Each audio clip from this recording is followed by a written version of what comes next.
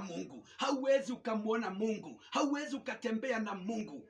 Maandiko inasema katika yule waraka wa kwanza 4 mstari wa 19 ya kwamba wewe unayesema unampenda Mungu, kila wakati unasema venye unapenda Mungu, unapoenda mahali unasema venye unapenda Mungu, lakini wewe ni adui mkubwa wa ndugu yako mliyezaliwa pamoja. Wewe ni adui mkubwa wa dada yako mliyezaliwa pamoja. Hauwezi kumpenda Mungu. Kenya unasema, Kenya unanena, wewe unanena uongo. Na hivyo Biblia inasema ya kwamba mpende jirani yako kama unavyojipenda. Mpende ndugu yako kama vile unavyojipenda.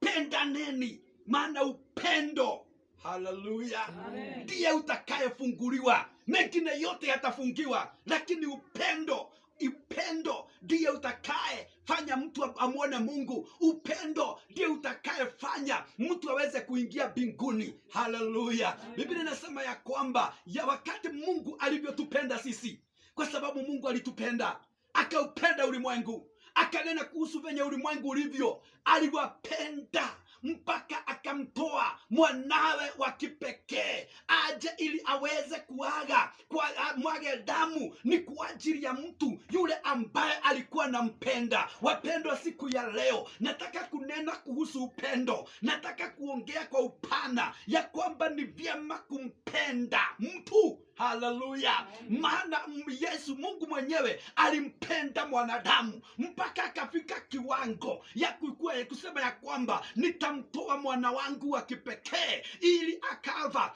kwa ajili ya hao watu wangu. Nitamwaga damu ya mwana wangu, haleluya, ili mkaweza kuonekana. Lakini siku ya leo unakuta watu wengi, ile mambo wanavyofanya ni katika kudhalau, ni katika unafiki. Unakuta watu ni manafiki. Praise the name of the living God. Na nikipenda nikuulize ya kwamba wewe ni nafiki namba ngapi? Hypocrites. Haleluya.